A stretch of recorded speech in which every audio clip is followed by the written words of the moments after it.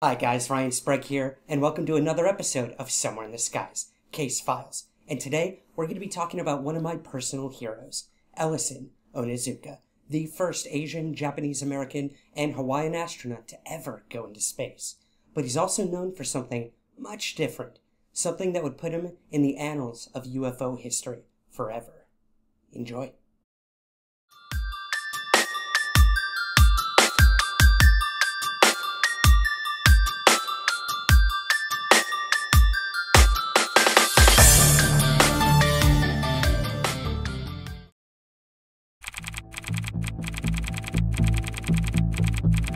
Throughout the history of modern UFO research, there have been many reports of crashed flying saucers and dead alien bodies being shipped off to destinations unknown. And while many of these reports come from dubious and less than credible witnesses, there are those rare occasions when the story rests on the shoulders of extremely prominent and highly credible individuals.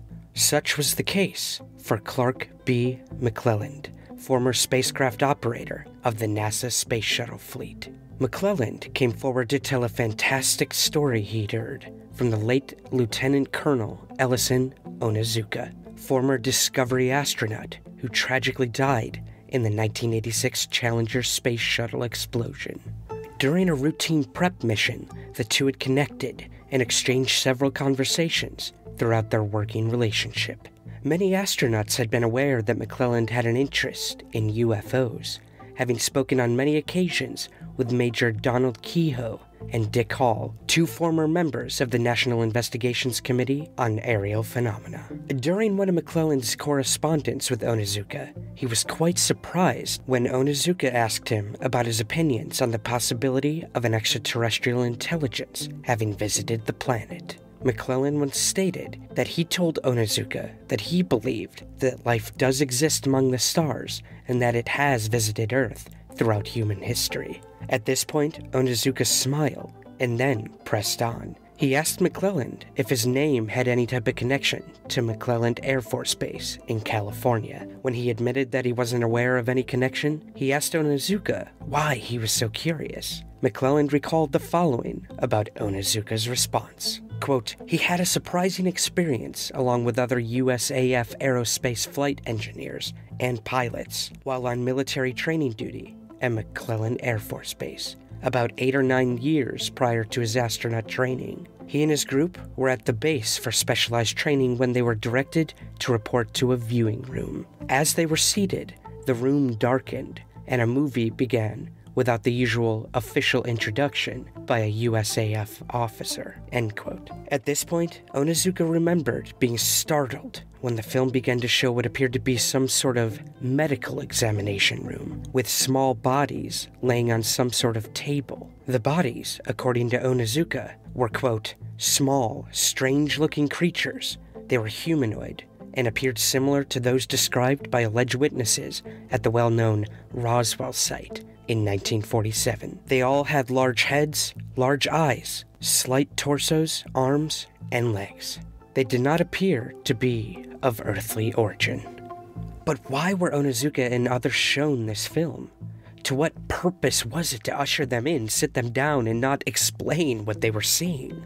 Onizuka explained his theories on this to McClelland, stating that, quote, "We were all caught off guard. Perhaps it was a test of our psyche to determine our overall reaction. Well, we were all caught by surprise."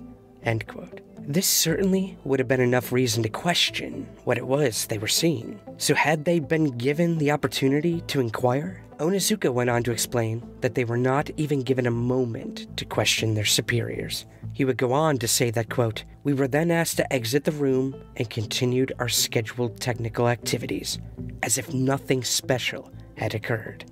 End quote.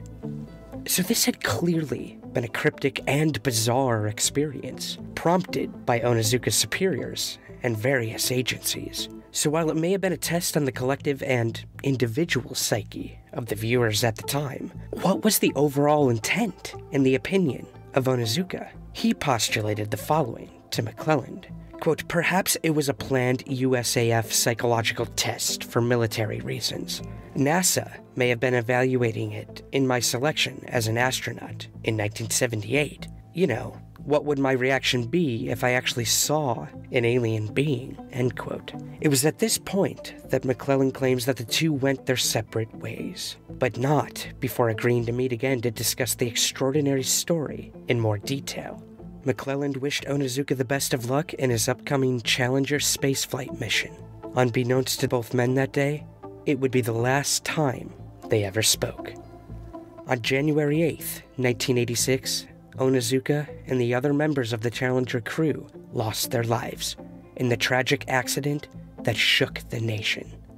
McClellan was at Kennedy Space Center that day when the Challenger exploded and fell into the Atlantic Ocean.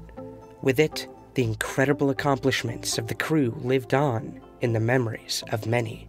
And for Onizuka in particular, he was remembered by most for being the first Asian American, the first Japanese American, and the first Hawaiian in space as an astronaut on the Space Shuttle Discovery. But for McClellan, his memory of Onizuka included the amazing story of possible alien beings and the strange film he'd witnessed, ushering in yet another controversial tale in the annals of UFO lore.